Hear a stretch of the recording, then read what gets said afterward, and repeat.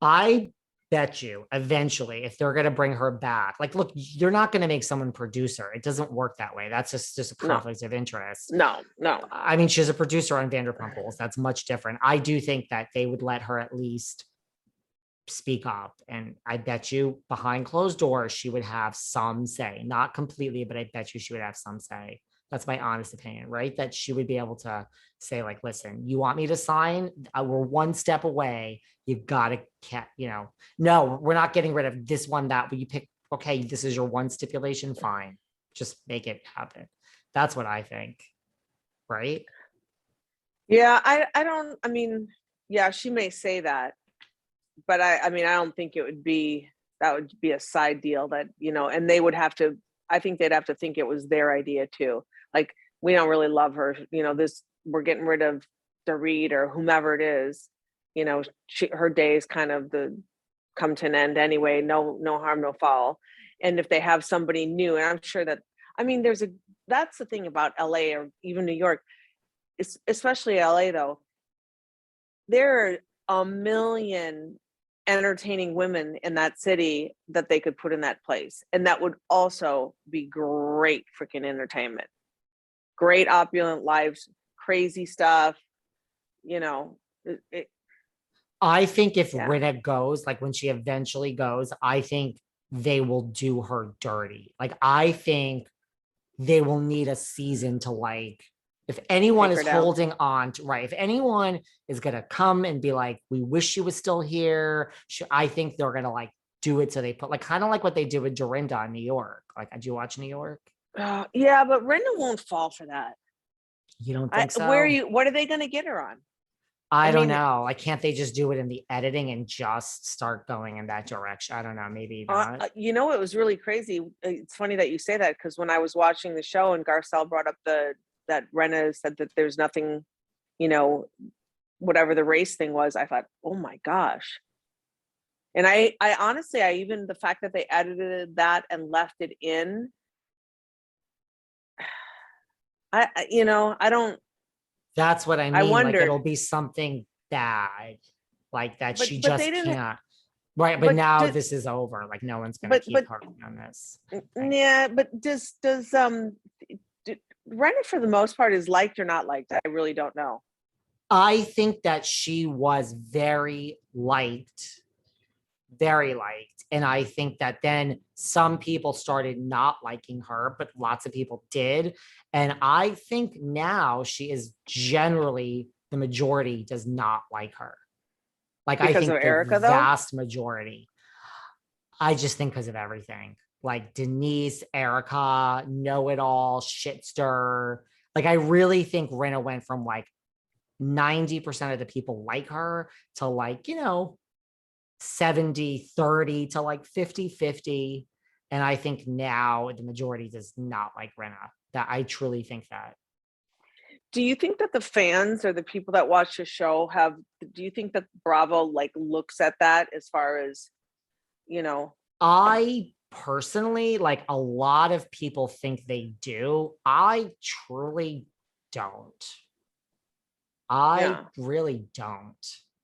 Like, I don't. Hmm. People point to examples like, Kelly Dodd is off OC because everyone hates. I'm like, I don't. I think there are other reasons. Like, it was time for Kelly to go. Like, her story was up. I don't think Right. so. Because I mean, everyone hates Erika. Okay, that's not really a good example, but I don't. I don't.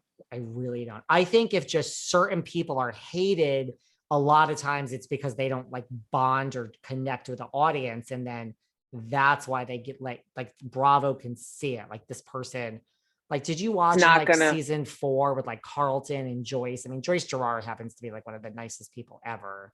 I interviewed her. Yeah. Oh yeah. You remember you said you were going to Yeah. listen? Yeah. You said I didn't. that I didn't listen to that one. I will though. she's like the nicest. I mean, it's like an older interview, but like, she just was one of those, like, I didn't love her on the show. And then when she came on my show, I was like, what a nice person. Like, just, Yeah. she's Yeah. very Yeah. good friends with LVP in real life. It's not, there's no, Right. she's an example of, like, she has no angle. She's not trying to, like, And it just Right. wasn't for her. Like Joyce never Right. could have gone there. She No, thought she was no. like, I'm on a reality show, come and see my real life. I And it's can like, do sweetie, this, right. nobody wants your real life. No. She didn't get the memo. So that's where I think Crystal gets it. Like people say she's boring, she gets it. Crystal knows what to do. Of course she does. And she's in Hollywood, you know what I mean? She sees probably, you know, and that's the perfect example. I can't remember who I was with. I had friends from, where were they from? I don't know if it was New York or Miami or wherever. And they were staying with me and we were going out and doing everything. And you know, we're kind of mingling in the restaurants and the parties and this and that. And they said, my God, like, this is crazy. And I said, yeah, I know. And they said, you know, how do you just like live this life and like then come home and close your door and go to sleep and then get up and do it again? I said, you don't have to do this. And if you don't want to be a part of it, you don't have to be a part of it. But this is LA freaking life.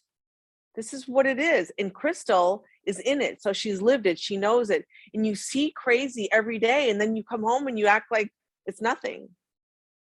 Yeah. And that is the difference. But that's changed. It wasn't always like that.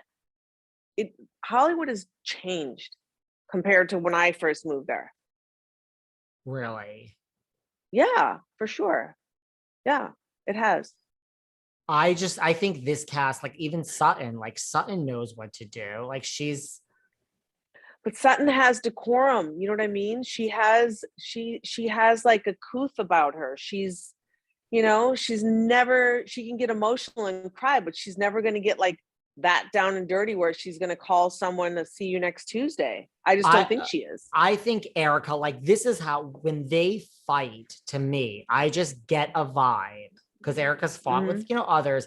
Every time they've had an issue on camera, I get a vibe both sides. I get a vibe from Sutton of like, thank God I'm not you, based on all this shit you're going through. Like, we can fight, but I win at the end of it. I'm not saying any of this is right, but I think Sutton's like, I'm going home and I really think Erika is just jealous of her. Sutton has a shitload of money. 100%. A shitload.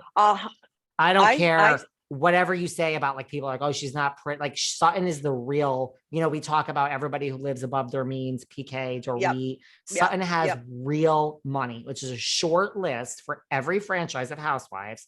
To me, you do not have money if you owe $1. If you are in debt to the person next to you. Agree. Even $1, you are not rich because you owe someone and now you're in the negative. So that is a short list of people on this every franchise that have real money. And Sutton has real money, real fuck you money. And I think it does. Erika she cannot stand it.